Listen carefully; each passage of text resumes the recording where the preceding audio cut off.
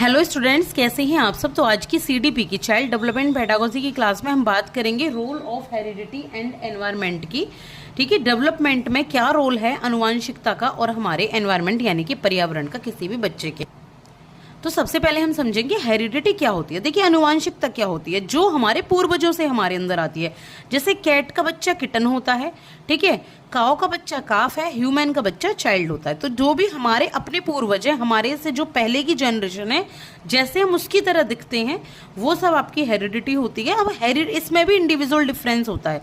जैसे कैट और किटन में भी अलग अलग टाइप के, अलग अलग कलर के होते हैं। जैसे ह्यूमन का चाइल्ड हो गया हेरिडिटी, इसमें भी इंडिविजुअल डिफरेंस मिलेंगे। जो चाइल्ड है, कोई गोरा है, कोई काला है, दो भाई हैं तो उनकी भी शक्ल अलग अलग है।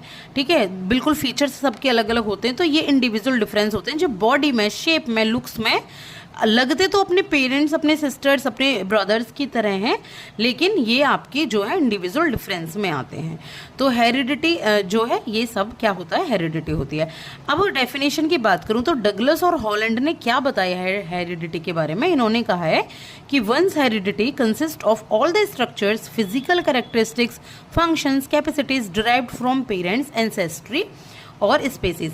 यानी कि हेरिडिटी क्या होती है किसी भी इंसान की, जब कोई अपने पेरेंट्स, अपने पूर्वजों, अपनी जाति, जो स्पेसीज मतलब जो वो है, जिस जाति का है, चाहे मानव जाति है, चाहे वो बिल्ली है, चाहे वो जानवर है, कोई भी है, तो उसके जैसी जो फंक्शंस, कैपेसिटी, कैरेक्टरिस्टिक्स और फिजिकल आपकी स्ट्रक्चर रखता है, वो सब क्या होती है, हेरिडिटी होती है।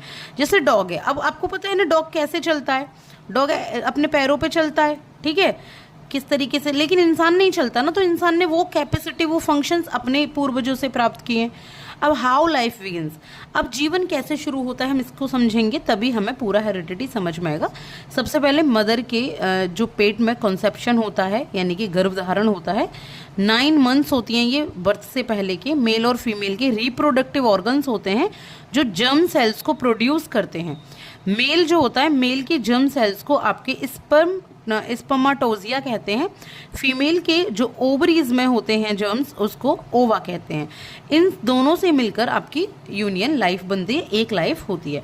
जो मेल के जर्म्स होते हैं वो बहुत सारे होते हैं नंबर में, ठीक है, वो यूटेरस में जाके, एक लेडी की यूटेरस में जाके डिपॉजिट हो जाते हैं और फिर ओवम से कांटेक्ट करते हैं जो लेडी के अंदर होता है। ये एक ओवम होता है, एक अंडा होता है, जो एक मेंस्ट्रुअल साइकिल में या जो एक मंथ में जो पीरियड्स आते हैं लेडी को, उसमें होता है।